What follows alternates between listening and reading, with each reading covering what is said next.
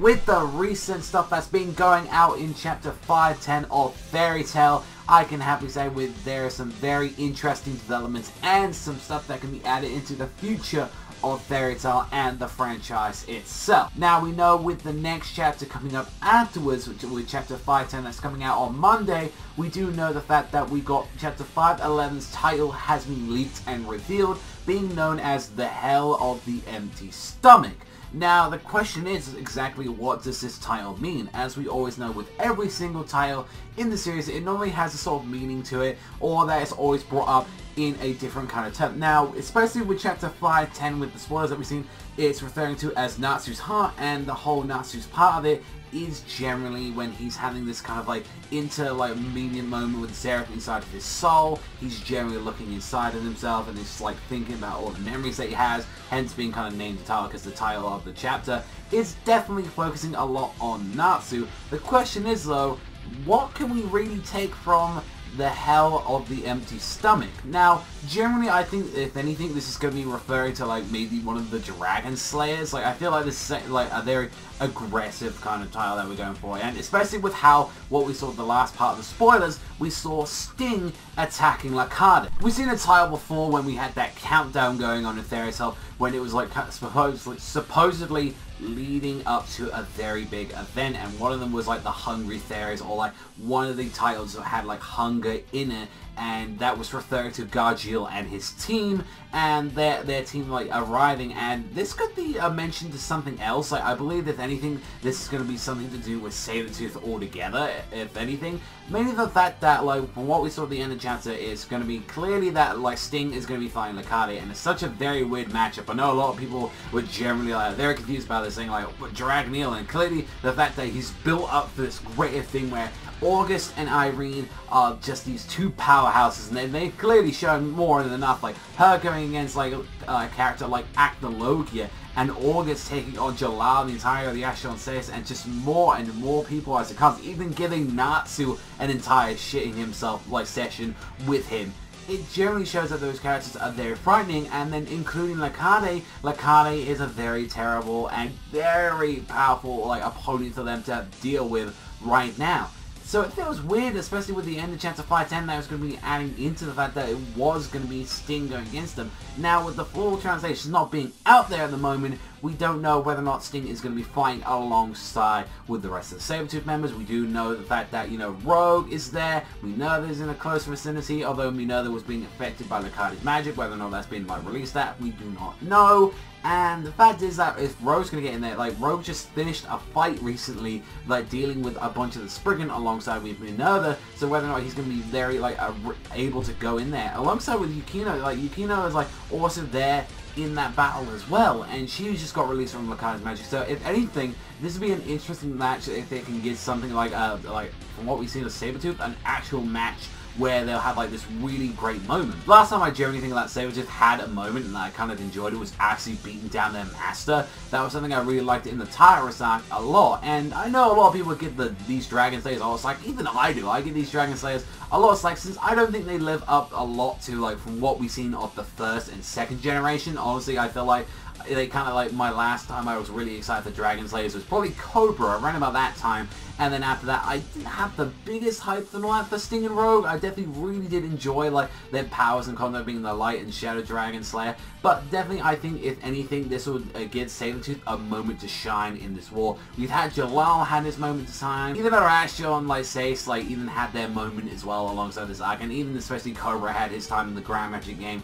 when he was trying to go against the dragons. I definitely really enjoyed that stuff alongside him. But apart from that Tyrus arc, Sabretooth hasn't really had any big moments in there, and if anything, the most times that they've ever had on screen has been the most controversial arc for a lot of people, being the Grand Magic games. I think it'd be really cool with the fact that it was the entirety of all the main members of Sabretooth that was able to take down Larcade. I know a lot of people be kind of upset about that, saying oh, it's Sabretooth, this shitty little guild, and then again, I understand where a lot of people would be coming from, but Sabretooth is still a strong guild. It's very close up there to the rank ranks with Fairy Tail, and the fact they've got their own Dragon Slayers, and if it would take an entire guild just to beat down someone like Larcade. But then again, I think what I really personally want for this chapter, like especially coming into 511, is maybe a more prominent character beat him up, like especially Larcade. But we've got Nasu out of commission right now, and clearly he isn't going to be getting up anytime soon, since he is having this like internal monologue with Zeref inside of his own soul and heart at the moment.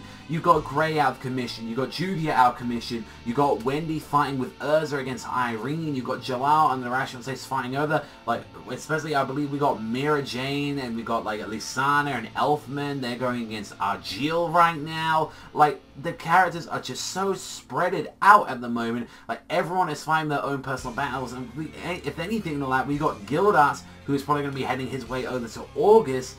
You generally don't have that many other characters that can take down, and I feel like if anything, which I kind of like, and maybe that hero kind of maybe messed up a tiny bit, is that maybe if you gave one of the other Spriggans like at that point, like maybe get it to Bradman or Wall, especially if like Wall was taken on by like say like it was a combination of Mermaid Heel and that, and I think that's definitely the fact that they want to give to this character in general, the fact that it's already going to take like, you know, the highest member of Mermaid Heel and a combination of Sabretooth. This could actually give a very big proof of like strength to Larcade. That it's taking one like just a strongest person in Mermaid Heel, which is Kaga, which we know she's been able to go toe-to-toe against Urza at some points of the tournament, and then you got Sting and Rogue alongside the rest of Sabretooth, and I think that would be enough to at least take down a Spriggan, especially of one of this caliber. But then again, we still don't know the full strength of Larcade, especially as we've seen him do some Aizen's like Sosuke stuff when he was able to block a sword with his bare fingers. The man's goddamn strong, we definitely know that, and I want to see more and more of him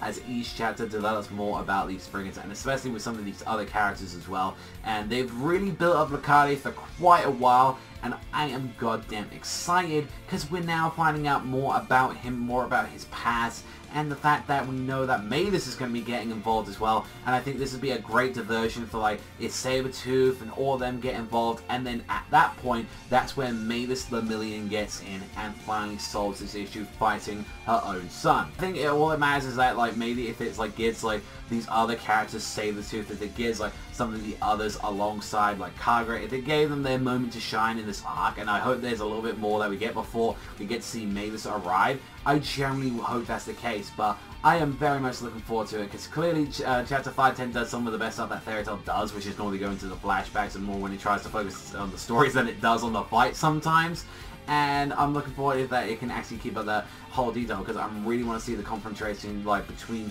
what we see with like what we've seen of Mavis so far and alongside with Larcade, and then even if they can add into the stuff with what we got, see a Sabretooth, Mermaid Heel, and if they can actually have a really decent or even do a little bit of damage to like Larcade before Mavis arrives, I'd really love that, and I cannot wait for the future of Fairy Tail. Let me know what you guys think in the comments down below though. What do you think about the next chapter of Fairy Tail after 510 comes out? What do you think is going to be happening? And just let me know what do you think of like Fairy and all that you think that generally like Sabretooth and the rest of Mermaid Hill, they're going to have to fight Larcade and even just stand out and just like survive at this point until Mavis gets around to even helping them to defeat her own son. Thank you as always for watching. You know where to hit that like, you know where to hit that subscribe. Thank you as always, and I'll see you guys though next time.